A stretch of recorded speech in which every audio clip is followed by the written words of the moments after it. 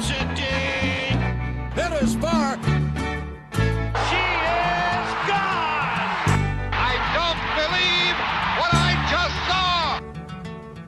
You're locked into the Hot Stove Cast. Here is the Hot Stove host.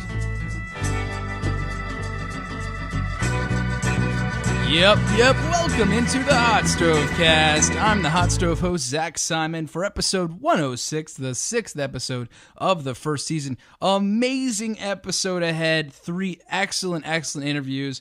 First and foremost, interview with the founder of the Cowboy Monkey Rodeo. Yes, the Ghost Riders. You've heard of them. Tim Lepard joins the show, and the monkey even jumps in our interview too. It's awesome. You can hear the monkey noises. I sit down with Tim and talk about everything that went into the Cowboy Monkey Rodeo. It's so special. If you've never heard of this event, you need to listen to the interview. And even if you have, you are probably as obsessed with it as I am, because I feel very strongly that it's the best promotion in minor league baseball. Long story short, it is monkeys riding dogs, herding rams. It's incredible. I'm going to post it on my Instagram at HotStoveCast. You can see a video there. Also on the show, Phillies left-handed pitching prospect, starting pitcher David Parkinson with the Class A Lakewood BlueClaws, having a really special year with Lakewood. I'll get into more about him later in the show. Also joining the show, Lakewood Class A broadcaster Greg Giombarrese. Really amazing interview with him. He's really passionate about the team. He's been with the team for over a decade and really knows his stuff. Lakewood's an incredible place. It's just an hour and a half out of Philadelphia. If you want to go see Phillies prospects, or as he says, some of the best prospects the Phillies have to offer. I totally agree. Go on out to Lakewood. It's worth every moment of your time. But without further ado, a lot of interviews today, so I want to get the show rolling here. It is time for Wild Pitch.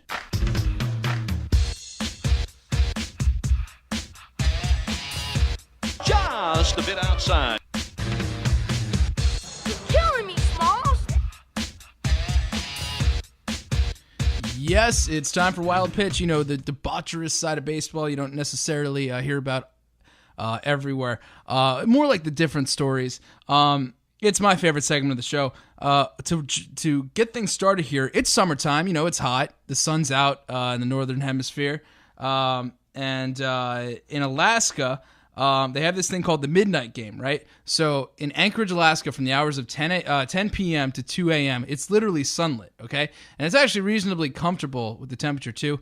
You know, for Alaska standards, everybody's got their own perception of comfortable temperatures. I talked to guys from Florida at the stadium the other day when it was 100 degrees. They were like, yeah, I'm used to this. I'm like, you're nuts. But anyway, they have this midnight game because the sun never sets. There's no lights. The game starts at 10. It ends at 2 a.m., it's literally 160 miles from the Arctic Circle. So imagine playing baseball that close to the North Pole, if you will. But the tradition dates back to 1906, and I just wanted to enlighten you about that. It's called the Midnight Game. So also in Wild Pitch, you've heard of Scott Boras, renowned, some would say famous, some would say infamous, agent for baseball players, Alex Rodriguez, Bryce Harper, so many players. He said something pretty comical because I'll get to it after. But what he said was, quote, "You want right-handed hitters and left-handed hitters treated equally?" No, not even question mark. Boras said by phone, quote, "I think you have to legislate having 2 players on other side of the second base bag," end quote. Boras called the extreme shifts being used, quote, discriminatory, end quote, because they hurt left-handed hitters much more than the right-handed hitters. He estimated there's a 20-point penalty for left-handed hitters and further suggested it's not only bad for those hitters, but bad for baseball as well. Oh, boo-hoo. I didn't realize Scott Boras had a backup career as a comedian coming.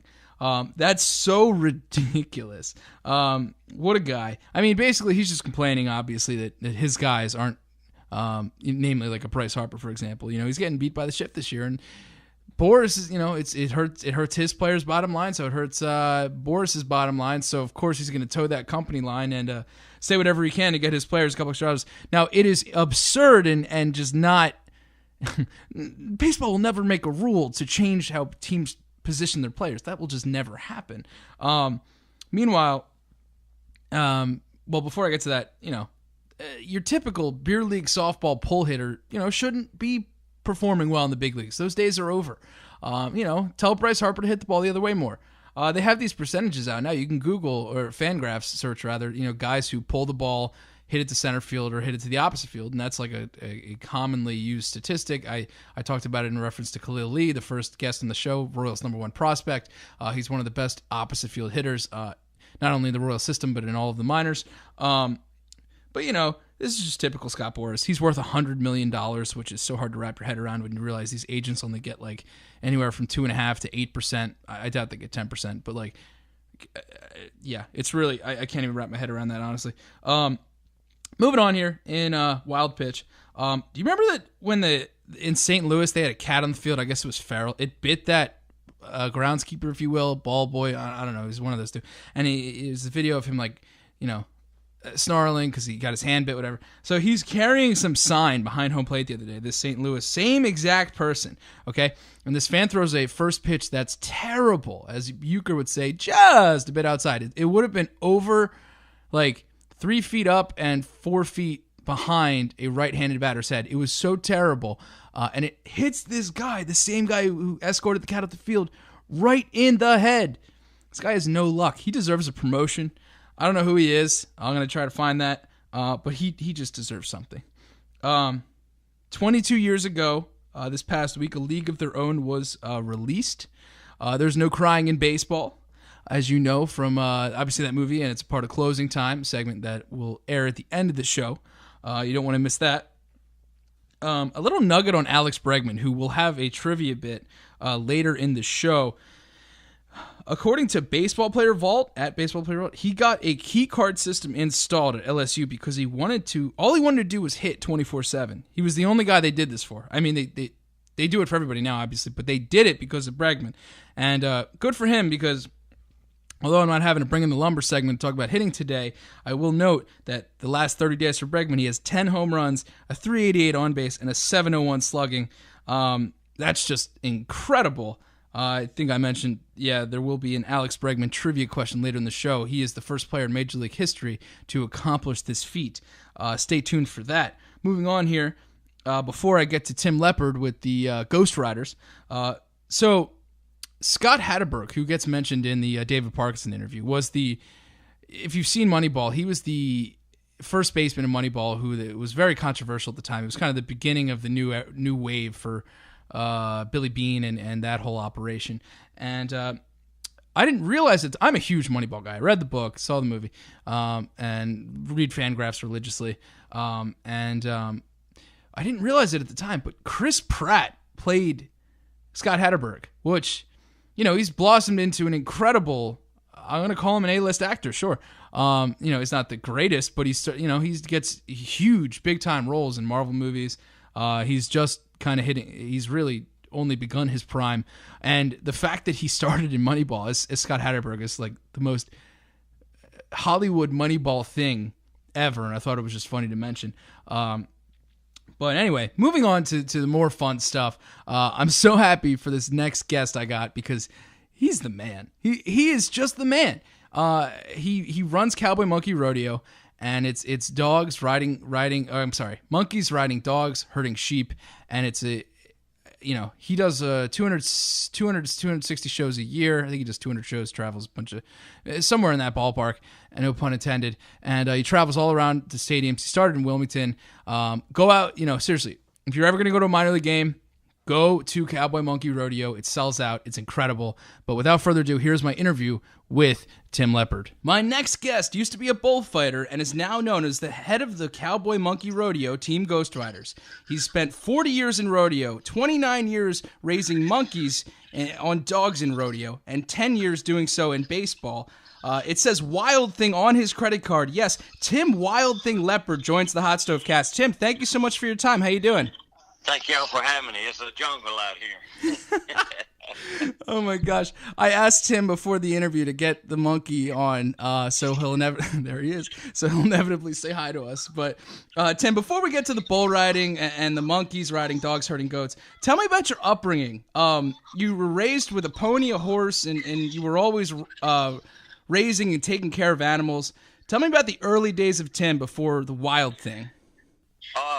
Grew up, as a kid, it was by 3 brothers and 1 sister, and we just kind of grew up in a small rural neighborhood. Wasn't much to do. We strive to do better every day. We always fought to, just to make it in life, because we were a low income life. We didn't have all the things other kids had. And, my dad left me when, we was 8 years old. And, but me and my mom and, my brothers and my sister, we all did what it takes to survive and make it in life. And, I think that's what helped me more than anything. We had a passion, and we always, at that time, we never had animals as 6 and 8 year old kids, but, we always wanted them. You'd go to the zoo and you could see these animals at the zoo, but you never could get closer enough. You never could see them. And monkeys, Curious George books, sock monkeys. My mom said I carried a sock monkey till there was no stuffing left in it. Those are the things that grew me. I grew up into following my passion and seeking it out.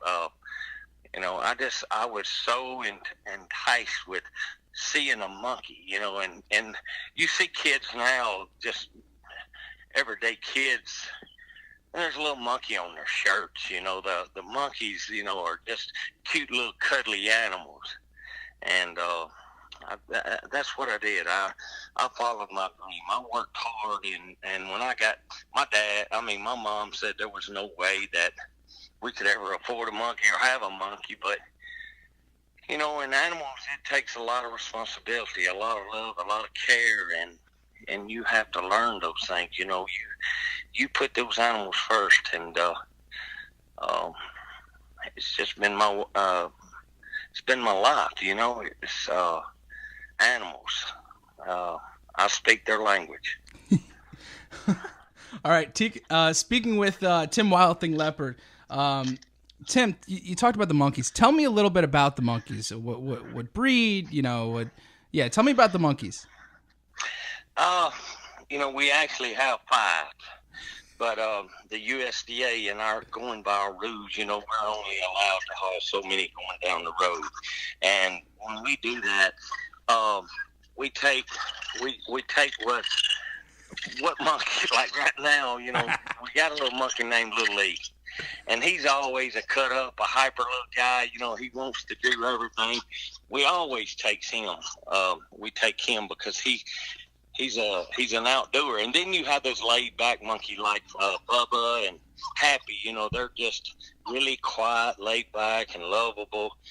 Sometimes we leave them and we rotate them around and swap them out a lot. Especially in the ride, we carry a lot of extra dogs. We generally carry 5 dogs, no matter how many monkeys we get. Nobody realizes that the work is the dogs. Huh. The monkeys are just sitting up there eating Pop-Tarts, having fun. So no kidding, there's very little training involved as far as the monkeys go. Oh my gosh, it's none. Wow.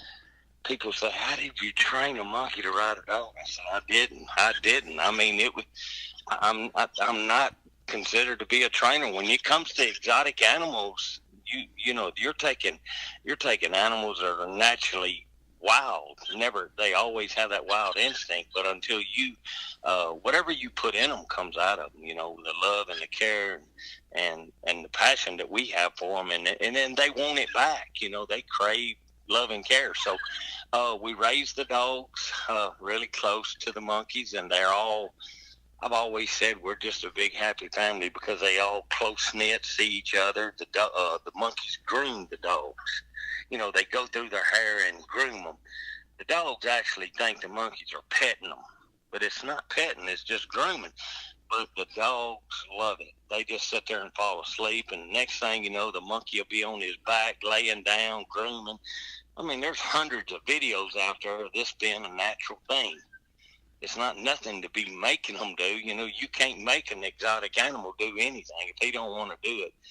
And you hear people saying that you pull their teeth. My monkey have teeth. They got huge teeth.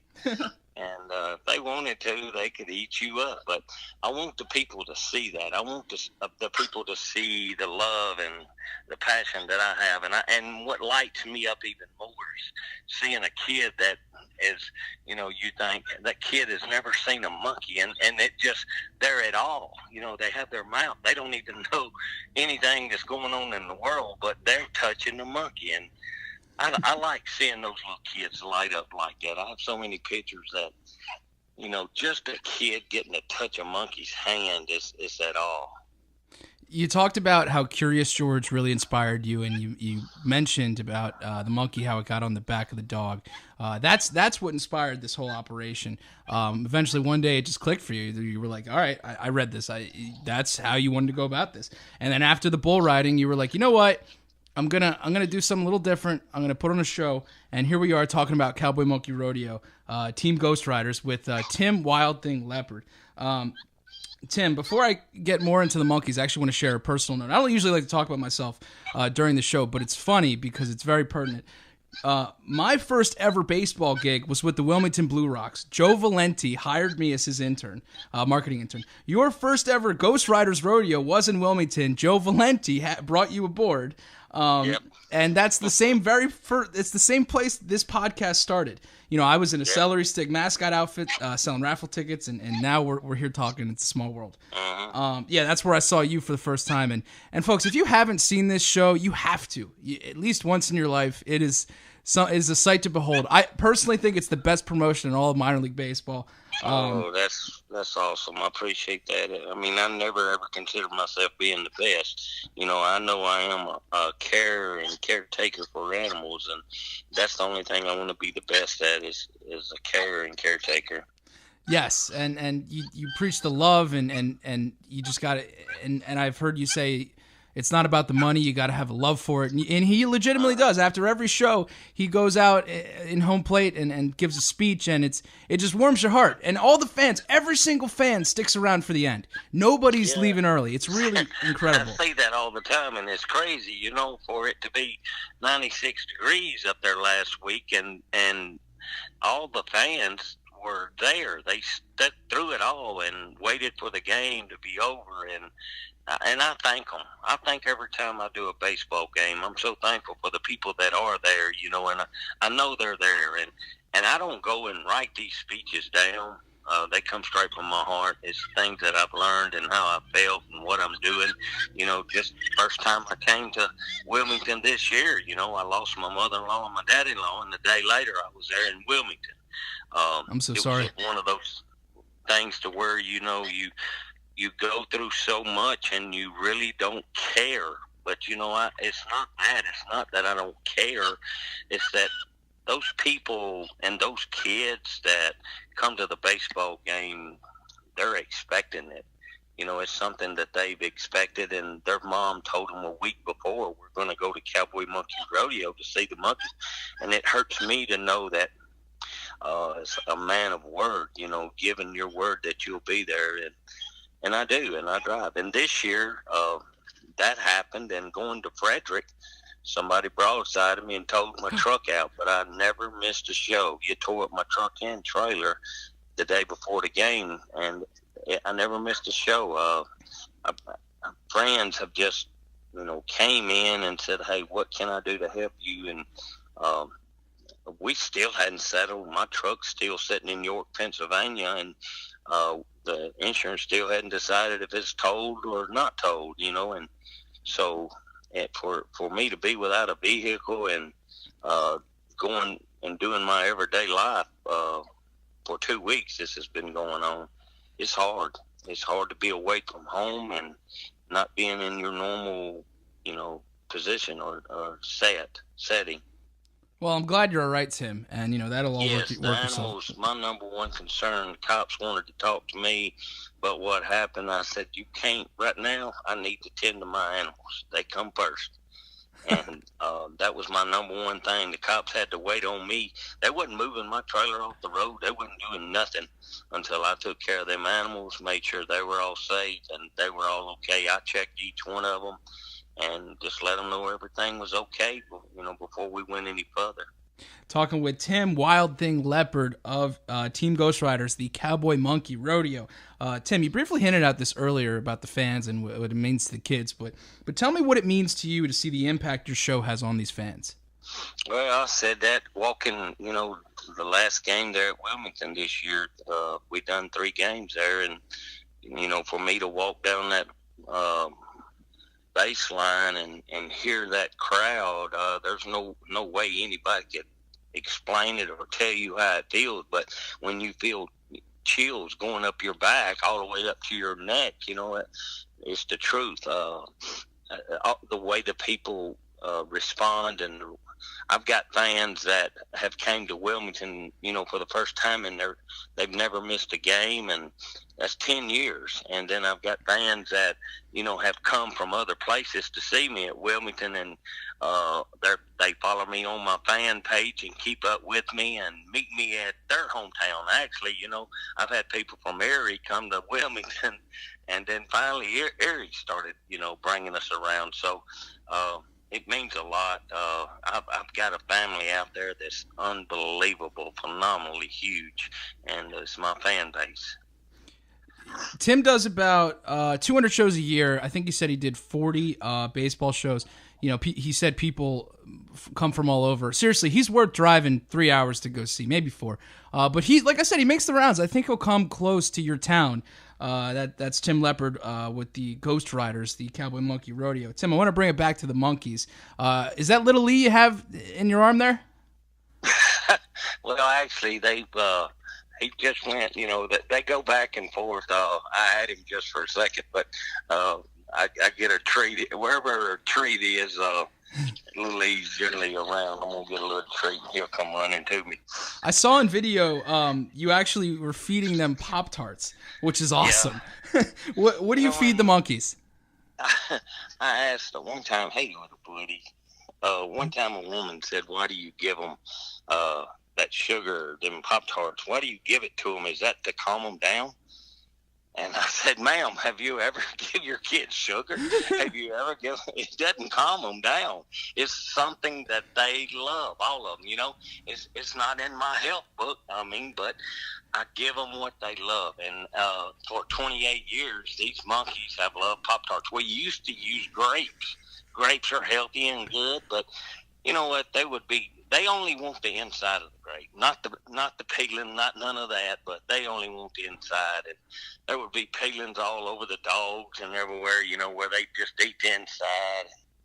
And it was just funny how they do. Well, buddy, what you hiding at? He's on his rocky horse. He's got a rocky horse out here swinging inside, and he's on the rocky horse, and he won't get off of it, and he won't let the others ride. That's hilarious with the grapes. I understand, Tim, that the monkeys actually live with you. You actually have them living in a palace, if you will. They've got their own pool. Tell me about the way the monkeys live, and tell me about what they do in their downtime. Whenever their downtime, that's our actually happy time. It's like a vacation to them because they get to come home. They've got a swimming pool, ladder, swings, a rocky horse. Each one of them have their own little cuddle cave, little hammocks, that we've made for them with, and this half of it's under a tropical, we've got lantanas, elephant ears, banana trees, kind of growing around the other backside of it. It's all in a 9-foot tall vinyl coated chain link with stainless steel.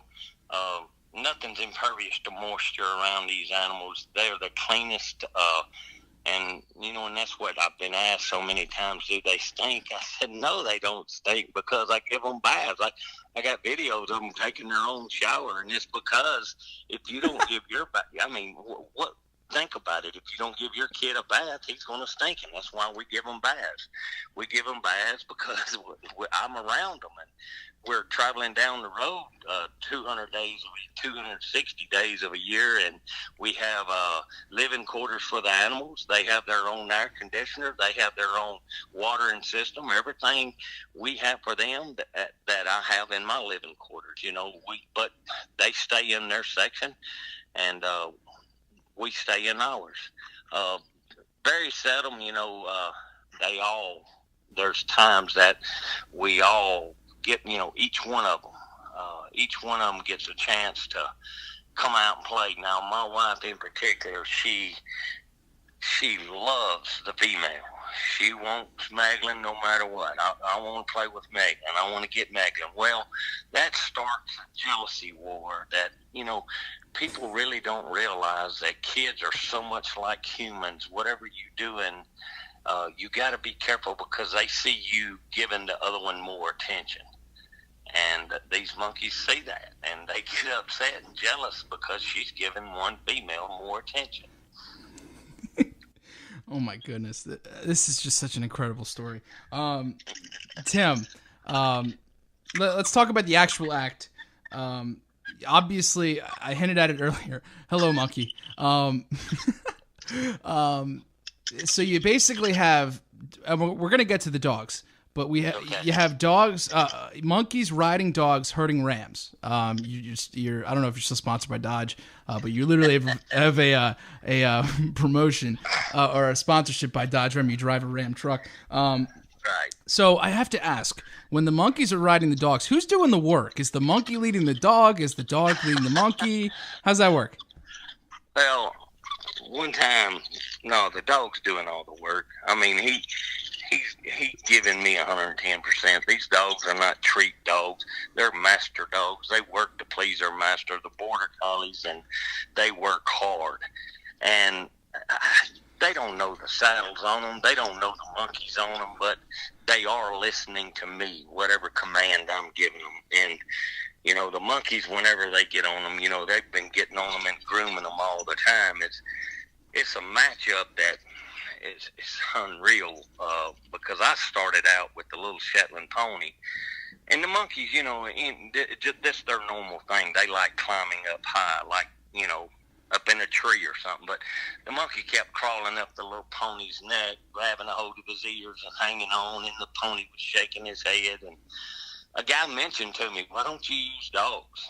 I said, I don't think a dog would be big enough. He said, border collies are, because it's not how big they are, it's how big their heart is. So we started using border collies, and it took off. I was amazed at how, these dogs were. So I wanted to learn a lot about them. I went over to England and Scotland where these border collies originated from, and there was a guy over there named Jack Knox that taught me everything I needed to know about border collies. Now, one thing he did teach me, and I'm not listening to it because I have 4 or 5 border collies, sometimes 6. The kennels are full, but they believe in having one dog, and that's called a master dog. You can't give 6 dogs equal love. You can't give them all your attention. And that's why they believe in having one dog. He's the one and only dog. I give all my love to this one dog. And I have 6 dogs, and I do show partiality. I change them up. I'm not fond of the red border collie, but there are a lot of people that love the red border collie. It's not always what I like, it's what the people like. You said it. It's not always what you like, it's what the people like. That's right. This guy is dedicated. We're wrapping up here with Tim Lepard of the Ghost Riders Cowboy Monkey Rodeo. Tim, you mentioned how you went to Scotland to go get your dogs. I read that basically you wanted to find the smartest dogs in the world. You went there with a buddy, and you brought a doctor there, too. Can you tell me why you brought a doctor there to go? That's very smart of you. I don't know where you're getting all your information, but yeah, Dr. Leroy Boyd, he taught animal science there at Mississippi State University, and he was a phenomenal guy that was brilliant in anything with the sheep industry. He knew everything. But yeah, it was 3 of us that went. Okay, and lastly, I didn't give any love really to the Rams on the show. What inspired? And thank you so much for your time. But what inspired the Rams element? Why not sheep? Why not goats? Why Rams? It's looks. I've always come into everything that I do. You look good, you feel good, you do good. And I started out with the sheep, just using some wethers. And then I got into the Rams and how pretty they were and how big their horns are. I did find out later that sheep is probably known as a biblical term, that are the dumbest animal in the world. I learned a lot about that, and I said I can train them. Sometimes I wonder if I can train them because they prove me wrong so many times. Sheep never do the same thing over and over and over. They're going to change up. But I started using what they call the Barbados Rams, and then I went to color and getting the painted deserts and the prettier Rams. And we probably have 26 or 30 of these Rams, and probably 9, 10, 11 ewes. And we just rotate the Rams around, I'll pick out some colors and take them with me and carry them, most of the year. And then I'll swap them out mid-year, because October we do a show every month down in Angola, Louisiana, the prison rodeo. So we want to take a fresh group down there too. Yeah, you mentioned the Rams and how they're not necessarily the sharpest tools in the shed. Even at Wilmington the other night, there was a Cowboy Monkey Rodeo delay. The Rams just weren't. It was the pitcher was on that mound for like 3 minutes or less. It was very funny. The fans loved it. They loved every moment of it. It was actually hilarious. And I'm gonna post some of this video on my Instagram at HotStoveCast. The Rams were actually startling the players. It was very funny. But anyway, wrapping up here with Tim Lepard of the Ghost Riders, Cowboy Monkey Rodeo. Tim, where can fans find you on social media? I have a fan page. It's called Tim Wild Thing Lepard and Team Ghost Riders.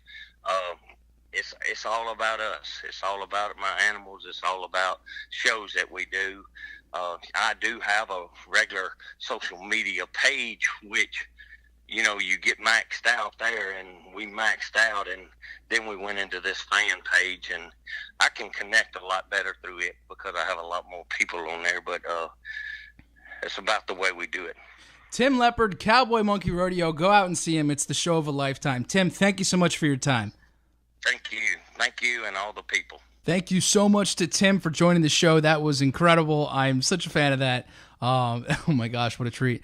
Tim's the man. Like I said earlier, he is simply the man. And what's awesome is that not only does he do this incredible show, but he really takes care of these animals. He really goes out of his way to make sure they're living the dream and having an incredible time. Dare I say he spoils them. I think he would probably tell you he does.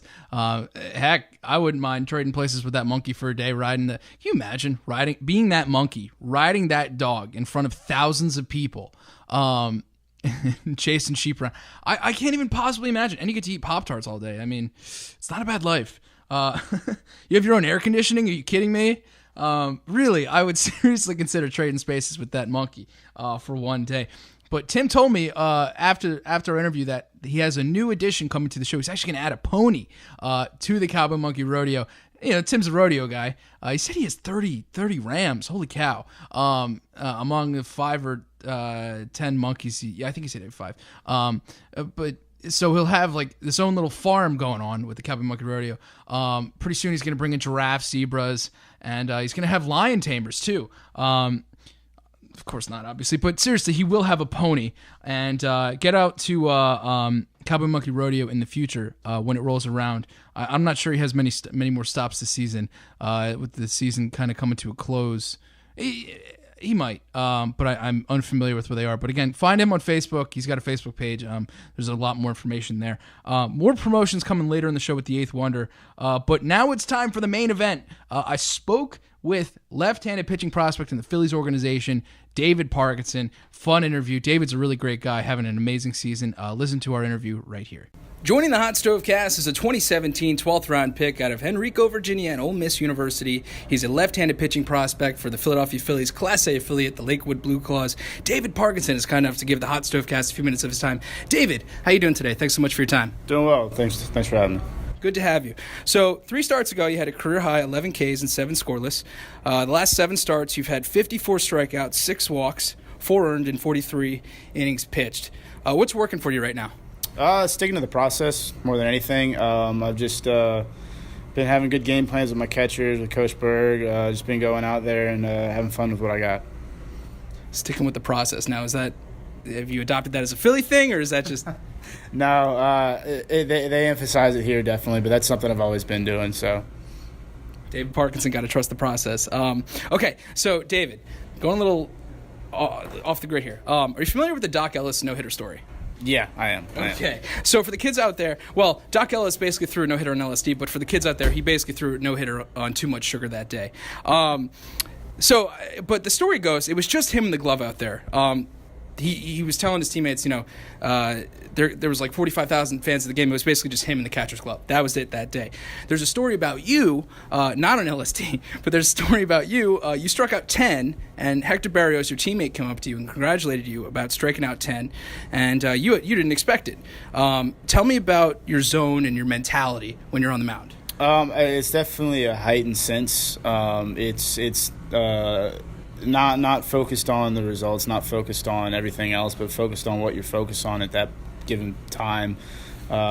Forgetting everything that's happened and being able to move on pitch by pitch. They say like work pitch to pitch, but like really being pitch to pitch, not worrying about what happened last. And if something bad happens, being able to shake that off and just move on to the next pitch. And last one's over. You can't control it anymore. You control this one though.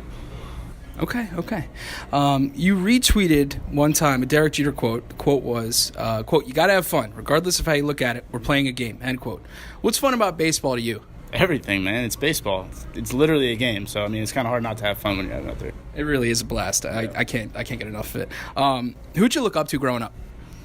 My dad, first and foremost. But honestly, I'd say my older brother.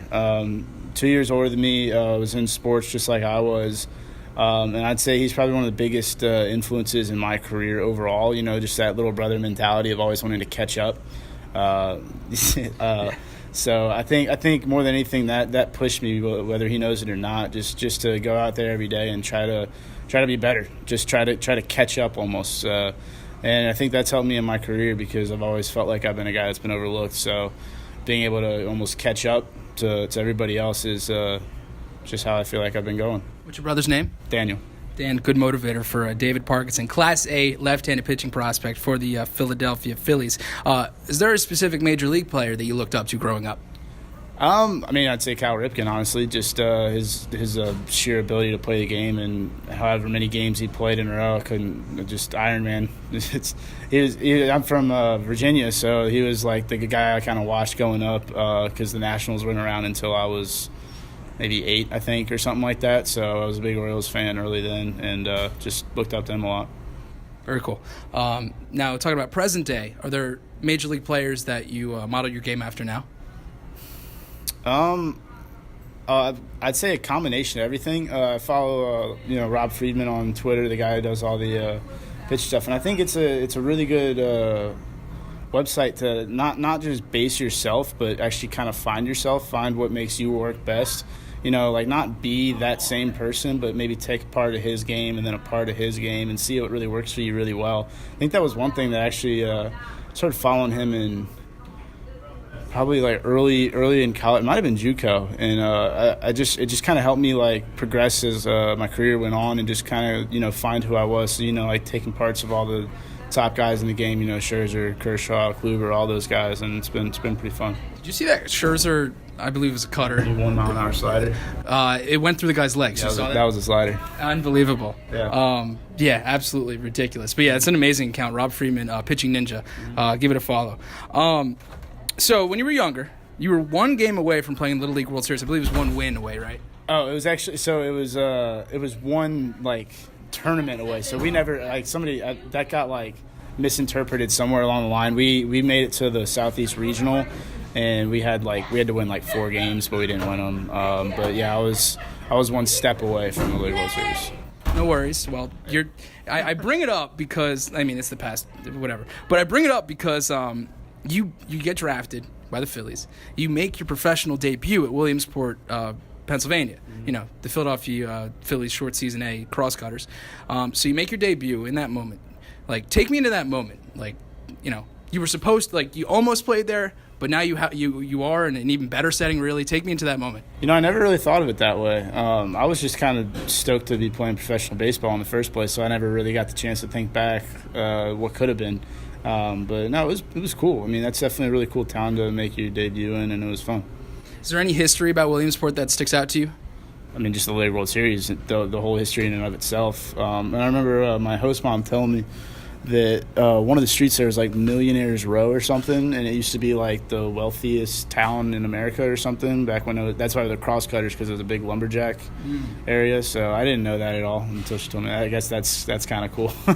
Okay. Well, speaking of history at Williamsport, are you familiar with the potato incident? I'm not. Okay, so I'm going to break it down for you. Oh, You are? I did hear about that with the potato with the baseball. Yeah. Yeah. So long story short, do you want to tell it? No, I don't really remember it like vividly, but I remember hearing something about it. Okay, I'll hit you with it real brief. This guy named Dave Bregman, catching for the 1987 Williamsport Bills. It was a late August game against the Reading Phillies. There was a runner on third. He had shaved a potato and put it in his pocket, okay, or in his mitt actually. And when he caught the pitch, he threw the potato to third as if to try to pick off the runner, but the runner bit and came home, and Bregman actually tagged the guy out. But the ump called him safe because he saw what happened, and the guy actually got banned by the president of the Eastern League. Banned the guy, and this guy is actually a grandkid of a Hall of Famer, Roger Bregman. And to wrap up this story, this guy Dave Bregman actually had his number retired, number 59, for the incident, because the fans applauded the ingenuity of the thing, which is so bizarre. But in a sense, that's like totally minor league baseball in a nutshell. He was quoted at the retirement ceremony in 1998. He said, Lou Gehrig had to play 2,130 games and hit 340 for his number to be retired. All I had to do was bat 140 and throw a potato. So... I just wanted to, enlighten you and the fans about the potato incident. I didn't know that happened in Williamsport. I remember hearing about that. I didn't know it was Williamsport. Yeah, it's bizarre. I mean, minor league baseball. That's about right. About right. Yeah, it's really something. Minors. It's just like you never really know what you're going to get on a given day. But moving on here with David Parkinson, left-handed pitching prospect with the Philadelphia Phillies, Class A, Lakewood. David, bottom 9, 2 outs. You're up 3. Bases juiced, 3-2 count. What are you throwing? Oof. That's a hard stand-up question. It depends on a lot, but I'd say fastball in probably. Fastball in? Okay. Is it different for righty-lefty? Yeah, and it depends on who's up at the plate too. Somebody that's aggressive, I might try to throw an off-speed pitch. Okay. All right. Well, we're here in Lakewood. You are a Lakewood Blue Claw now. So, David, do you eat crab? Do I eat crab? Yes. Yeah, I've always eaten crab. Okay. So, have you indulged in a blue crab since joining Lakewood? I'm from Virginia. We got blue crabs all over there. So yeah, of course I have. So you're all about eating the blue crabs. Okay. So it doesn't feel weird to you at all? No. Yeah. Okay. Does the team ever eat crabs together? No, we don't. We got a pretty stringent nutrition system, so I don't think we're allowed to have that. Gotcha. So, just as of note, David does not feel barbaric eating blue crabs, being a member of the Blue Crabs. Moving on here with David Parkinson of the Philadelphia Phillies Class A affiliate. David, do you have any pregame rituals, like a pregame meal? You're starting pitcher, you have a routine. What are your rituals? I wouldn't really call it a ritual. I'd call it more of a routine than anything else. And people say ritual, it kind of throws me off. It's not something that I do as a superstition. It's something that I do every single time just to feel the same, going out there on the mound, feeling the exact same as I possibly can. People talk about all the time getting that strict routine. I think it's not just a daily thing, but it's a weekly thing, sticking to that day by day after each start. So it starts today for me. I threw yesterday, and my routine starts today, and it continues for the next few days until my next start. But on the day of my start, I guess it gets a little more complicated. I listen to the same playlist on the phone before every single outing. Who's on the playlist? A little bit of everything. I listen to all types of music. But the one song I have to listen to before I leave is When the Levee Breaks by Led Zeppelin. That's just been – that was my walkout song out of the pen in college. And I don't know, it's just one of my favorite songs. It's a really good one. It kind of gets the blood flowing a little bit. But besides that, I do all my same stretches starting at the same exact time prior to every start. Just the same. Everything's the same. I can't really call it a ritual, but it's a routine. Gotcha. Levy Briggs. That's a badass. That's a great choice. Okay. All right. So you went to Ole Miss. There are actually players at Ole Miss who are now in the show. There's a long list, but to name a few of the current guys, you got Chris Coughlin, Rookie of the Year, Zach Cozart, Seth Smith. What does it mean to you to carry on the hottie toddy tradition? It means a lot. I mean, that fan base definitely means a lot to me. That entire town means a lot to me. It's one of those places that if you go there, you become like part of a family there. It's definitely it's good to be a part of that. Do you read Fangraphs? I don't know what that is. Okay, that's cool. It's basically like, are you familiar with the concept of Moneyball? Yeah. Yeah, so that's basically that. I wanted to let you know, so you obviously don't read Fangraphs. That's okay. Have you actually seen Moneyball? Yeah, I've seen Moneyball. Oh, so you have? Okay. You know Scott Hatterberg then, right? Yeah. Did you know you actually share a birthday with Scott Hatterberg? I did not know that. You know it now. And I recommend you read Fangraphs. But better name, you share a birthday with Craig Biggio. Just a heads up. Yeah. Okay. Moving on here with David Parkinson, left-handed starting pitching prospect with the Philadelphia Phillies. David, if you could do anything for a living that's not playing baseball, what would it be? And don't tell me playing baseball. Gotta think about that one for a minute. Take your time. That's actually a pretty tricky question because I've thought about this a lot and I can't really come up with a defined answer. I'd say golf probably. Golf, yeah. That would be incredible. Yeah. That would be very incredible. Moving on here. So, David, on Twitter, you can reach David on Twitter at BigHead17. That's with 2 G's. You were quoted as saying, quote, "A beach, fishing poles, and music makes the best life," unquote. We talked a little bit about music earlier, but what's the best fish you've ever caught? Best fish I've ever caught? Yeah. Oh. Little bit off, but I was in Florida for spring training. Or no, this was Instructs, actually. I was in Florida for Instructs, and me and my buddy Jonathan Hennigan, actually, we go fishing there all the time. I caught probably about a 25-pound Jack Crevalle in like 3 feet of water. So, and I was on light tackle too, so that was a lot of fun. That's probably the best one I've caught. 25-pound what? Jack Crevalle. It's like it's not an eating fish, but it's like a sport fish. Swims really fast, kind of pulls a lot of line, so it's a lot of fun to catch. You ever eat your catch? Like, what's your favorite one you've caught and eaten if you do? Striped bass probably, but I mean, where in Florida it's kind of hard because you're staying in a hotel, so I just kind of do it for fun. I'm not gonna keep a fish and then not eat it. I mean, if I keep a fish, I'm gonna eat it. So I usually don't keep the fish down there. Right. It's funny, I actually said on an interview, I believe, with Nick Vespi earlier in the season that I caught a striped bass, and it was the best fish I've ever had. So it's funny you say that. Moving on here with David Parkinson, the Philadelphia Phillies. David, so you talked a little about music when the levee breaks. We're moving on from that. If you could have any celebrity's phone number, who would it be? Honestly, most people would probably go with a girl, but I would actually say Justin Timberlake because he seems like a really cool person to be around. He's a little bit of everything, so I feel like he'd have a lot of fun and show you a good time. I like that. That's a good choice. I think he's one of the most, if not the most, underrated artists of our generation. Do you agree? Well, artist being like everything. Musician. Okay. Yeah, musician. I could say that, but I'd say he's the most underrated performer. Because he does everything, and he does everything really well. I buy it. Yeah, I agree.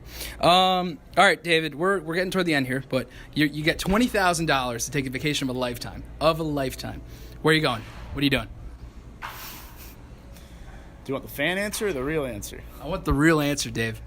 Actually,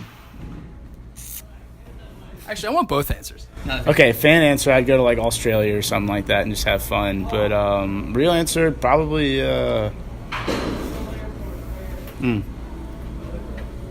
trying to think, hold on. Probably like somewhere like Haiti and do like a mission trip or something. That's just something I feel like I've wanted to do for a while now. So what a great probably like somewhere in like South America, probably. I'd say. Excellent. Wow. That's probably one of the best, if not the best answers I've gotten out of a guest on the show. So kudos to you, David Parkinson. Wrapping up here with David Parkinson, Lakewood Class A pitching prospect for the Philadelphia Phillies, left-hander. David, last question. You were quoted on your Twitter at BigHead17, that's 2 G's, as saying, quote, live your life as if your kids were watching you, end quote.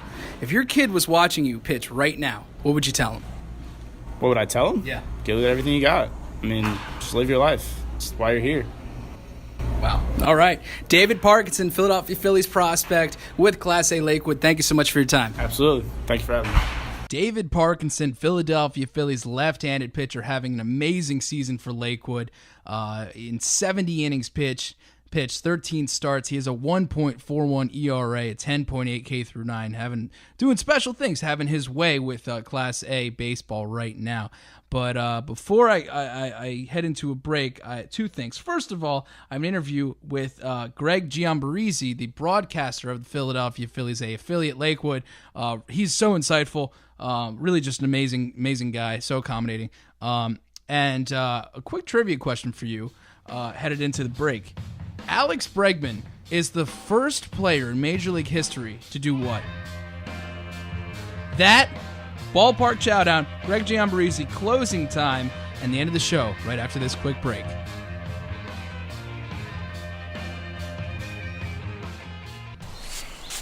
Whoa. The moment my son saw a redwood tree It's huge! is the moment I knew that for him, You can't even see the top of that thing. even the sky has no limit. There are some moments only the forest can inspire. Find yours at discovertheforest.org. Learn about forests near you and discover cool things to do when you go. Your moment is out there. Find it at discovertheforest.org. Brought to you by the U.S. Forest Service and the Ad Council.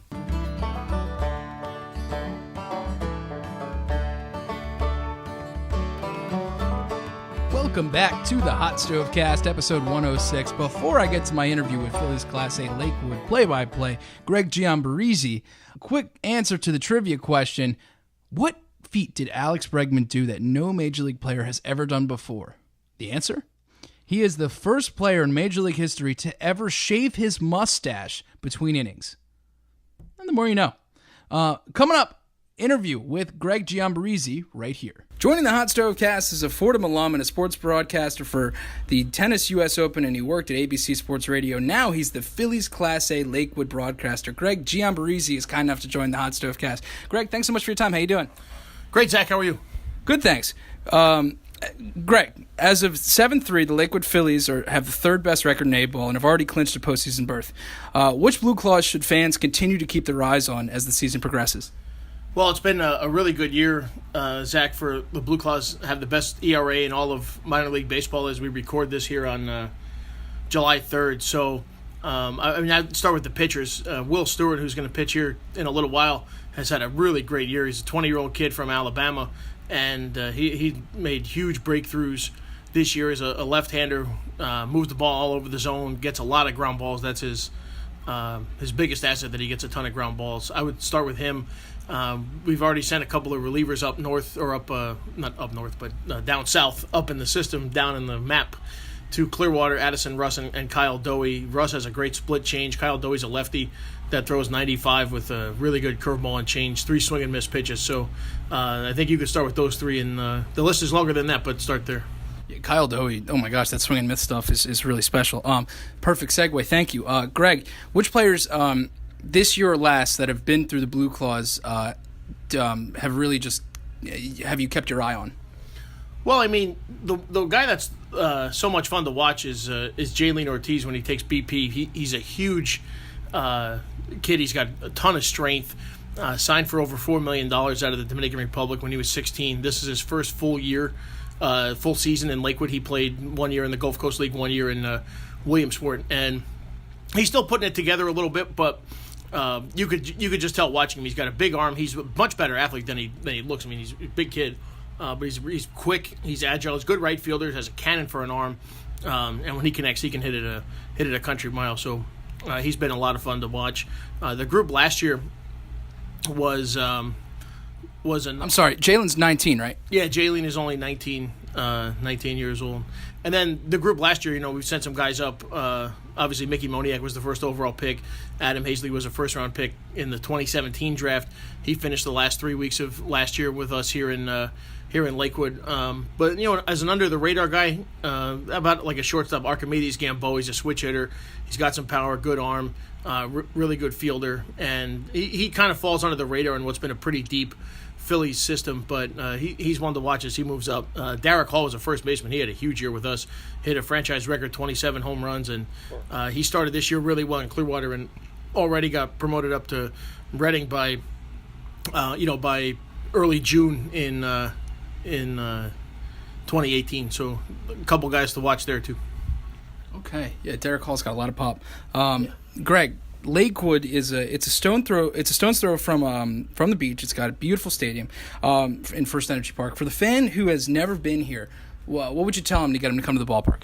Well, I mean, I think for the Phillies fan, you're going to get to see some of the best young players in the system every year. And if you're over in Philly listening, it's an easy drive, and then obviously you have all the fun here at the ballpark, and then hit the beach, hit the boardwalk, or go out to a nice dinner. There's plenty of stuff to do around the Jersey Shore. But when you come out here, we've made some real great improvements to the ballpark in 2018.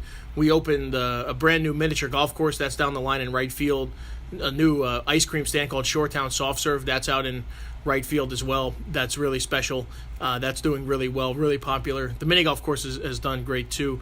In center field, we kind of bring the boardwalk to you. So 5 boardwalk games: hoop shot, ring toss, cat rack, balloon darts, and then they call it goblet. You got to roll the wiffle ball and get it to stop in one of the right holes. That's a lot of fun too. So those typical quintessential Jersey Shore boardwalk games, we were able to bring those to the stadium here, which has been a lot of fun this year. And then out in left field, we opened the brand new beer garden where we have some of the best beers that New Jersey has to offer, traditional favorites. You can chill out back there, TVs, so you can watch the ball game on the in-house video feed, and then or watch major league games or whatever you want to do out there. Open space, they have cornhole, picnic table seating and all that stuff. So there's kind of something for everybody, for all ages, all around the ballpark. One of the best things about this place, and when we ask our fans, and I get to travel around all of the Sally League, and it really stands out, is that this ballpark has a 360-degree concourse, and that's something that the fans really love. So, if you're bringing a couple of kids to the game, you're not confined to your seats or just a few small areas around the stadium. You can literally do laps around the ballpark throughout the night, and there's fun for you no matter where you go. So, I think this ballpark, better than most, uses every available inch of the footprint, and it really makes it a special experience for everybody. It's really open, and it's just inviting. And by the way, Shoretown Soft Serve is outrageous. Like, it's got all the perks of the beach ice cream you soft serve you ever want. I'm telling you, it's so great. Come here for the soft serve alone. But really, there's so much to do here. It's really an amazingly beautiful stadium. It's like the spring training oasis that you always asked for, but in Central Jersey. It's really something. Wrapping up here with Greg Giombarrese, broadcaster for the Philadelphia Phillies Class A affiliate. Greg, when I say Blue Claws tradition, what comes to mind? Well, I think on the field, you're talking about first things first, Ryan Howard and Cole Hamels. Sorry. Howard and Hamels were here, not together, a year apart. Howard in 2002 and Hamels in 2003. And I think those are the two big names that when we point to, or when people say who played here, you say Ryan Howard and you say Cole Hamels. Now, that's going to change over the next few years, and you're going to say Reese Hoskins and you're going to say J.P. Crawford and those types. But I think for now in history, it'll be Howard and Hamels, and those are the two numbers that we have retired. Howard's number 29, and Hamels is number 19. But if for the non-baseball person, I think what makes the Blue Claw special is just the brand of affordable family fun that we're able to distribute for the community all over the the Jersey Shore, Monmouth and Ocean counties primarily, and then stretching it out a bit from there. But that's what we really like to harp on: affordable family fun. That's our big thing, and that just is coupled with all the new additions this year that we just talked about: the mini golf, the home run pavilion, and the new beer garden. So there's something for everybody. I think that's the most important thing. Coming out to First Energy Park for family fun and just an amazing, amazing baseball experience. Greg Giombarrese, thank you so much for your time. Thanks, Zach. Another thank you to Greg Giombarrese for this interview, setting me up with David Parkinson, and just the overall experience at Lakewood. He was incredibly accommodating, really great guy. And fans, you need to go out to Lakewood. Make it one of your stops. He says it's probably, and even the visiting broadcaster said it's probably the best Class A ballpark in the South Atlantic League, period, or the Sally League, as they like to call it. But get on out there. It's incredible. There's so much to do. It's amazing. I can't wait to go back, honestly. Next time, I'm actually going to plan like a beach trip around it. I'm going to go there, get a couple nights, go to a game or two, and take a day on the beach and just kick back. That's my version of a great weekend. One of many versions. Moving on, here in the Hot Stove Cast episode 106 to something I like to call the Eighth Wonder, and a segment that features promotions all throughout minor league baseball. I'm just about that action, boss. Having the time of his life. And boom goes the dynamite. Yep. It's time for the Eighth Wonder, a segment that features all the best promotions in minor league baseball. On that Lakewood BlueClaws note, just so you know, every Sunday is Dog Day at the BlueClaws, so you can see pooches there. And it's always Dollar Beer and Soda Day at the BlueClaws on Thursdays. So they really put the thirsty in Thursdays. Dollar Beers, goodness. Yo, sign me up. But moving on, it's not just Blue Claws. There will be a lot of Blue Claws here, though. Thursday, July 12th, the Iron Pigs AAA. There will be a Dylan Cousins bobblehead giveaway and a salute to Thanksgiving. July 12th, Thanksgiving week. I talked about in the interview with David earlier. Yeah, that's pretty much par for the minor league baseball course right there. Saturday, July 14th, Blue Claws Country Night. After the rain performs and post-game, there will be fireworks.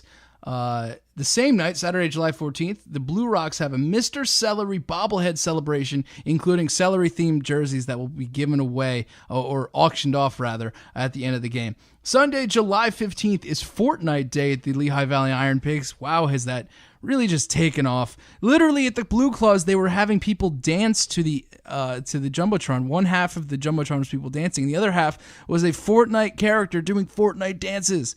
Oh my gosh, it has a life of its own. Literally every player I talk to tells me how they play Fortnite. Next day, rather. Sunday, July 15th. Oh, no, just kidding. Same day. The Reading Phillies have a crazy hot dog vendor, cap night. Really huge tradition they've got up there, the crazy hot dog vendors. So you want to get your hands on that hat. July 24th, at said Reading Phillies, they have an Aaron Nola sock giveaway. Aaron Nola just absolutely killing it for the Phillies this season. He's a monster. He's an absolute beast. More promotions for that week coming up, but I want to let you know about the Blue Claws.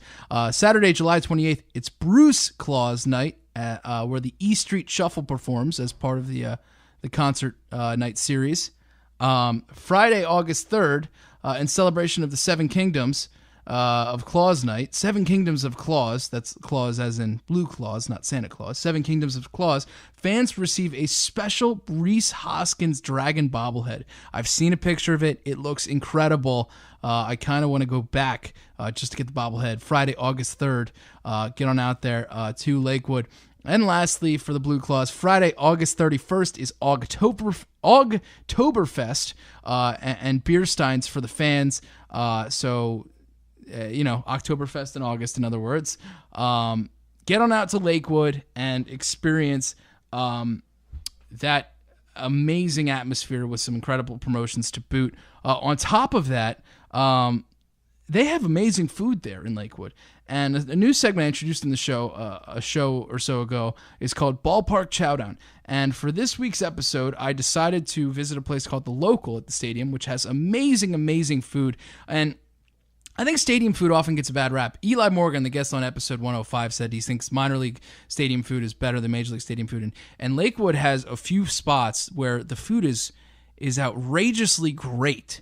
It's top. It's like you can get it in a storefront, and you would be satisfied. One of the many, I can count 4 places there that are really outstanding. But yeah, listen to Ballpark Chowdown about the local. They have great sandwiches, and they let me have a cheesesteak egg roll, and they have incredible iced drinks. And Ballpark Chowdown with the local is right here. Do you smell that? That's the smell of local fare. Not just any local fare.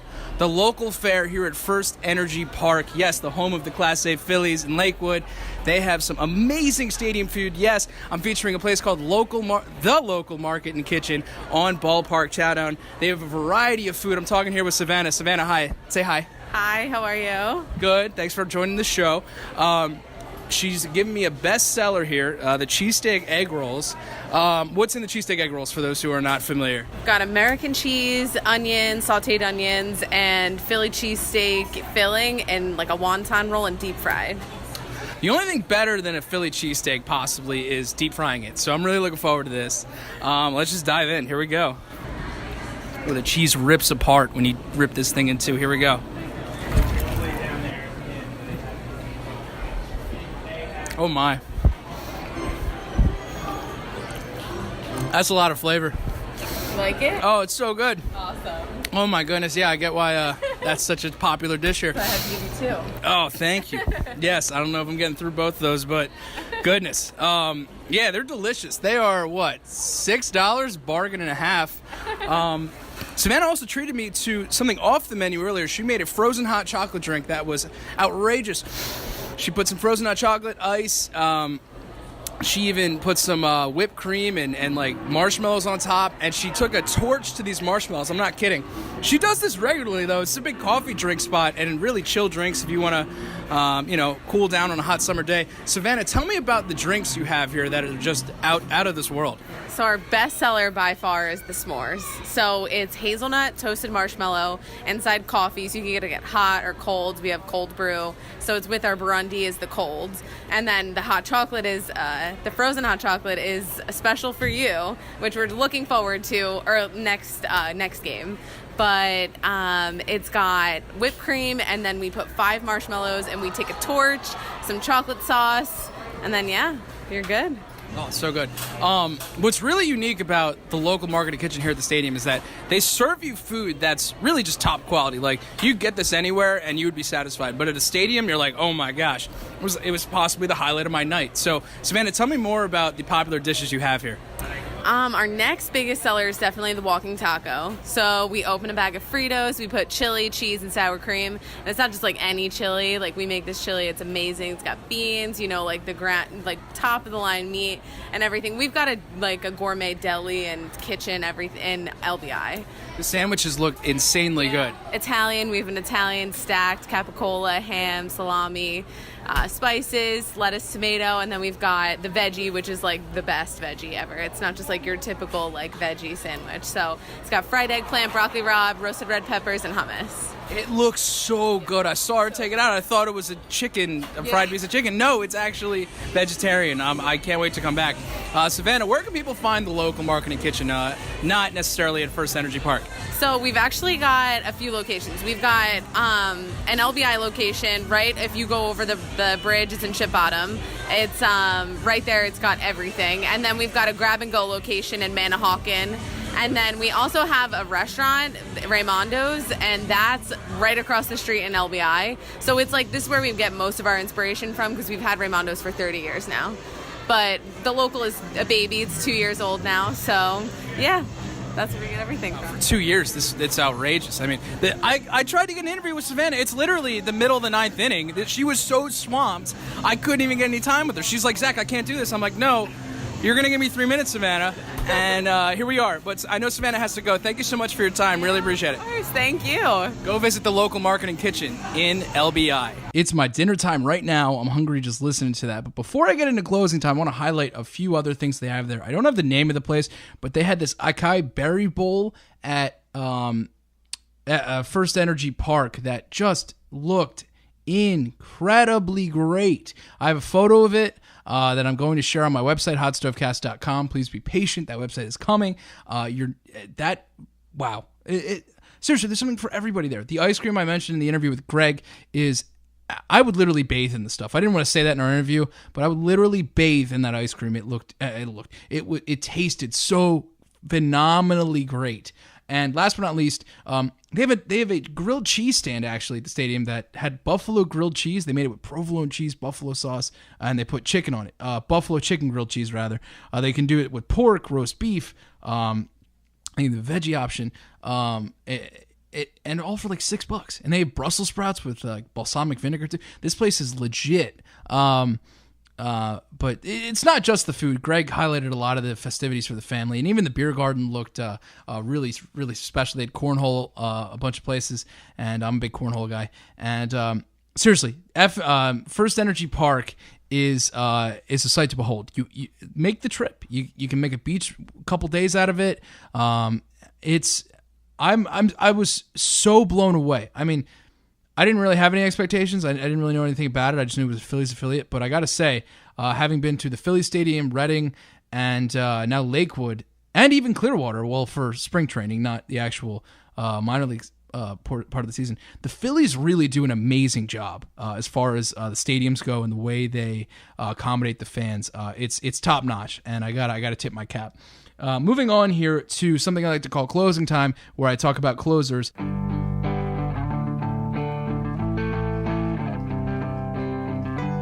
No crying in baseball! We'll see you tomorrow night. Yes, it's time for closing time. Don't cry because it's over. Smile because it happened. Rare instance in this where I actually talk about minors, closers, relievers before I jump into the majors. Guy on the Lakewood BlueClaws, Connor Brogdon, throws 97. It's got life, and it sneaks up on the hitters. The other night, the Delmarva Shorebirds were no match for him. He induced 2 pop-ups. It must have been like a 7-pitch inning.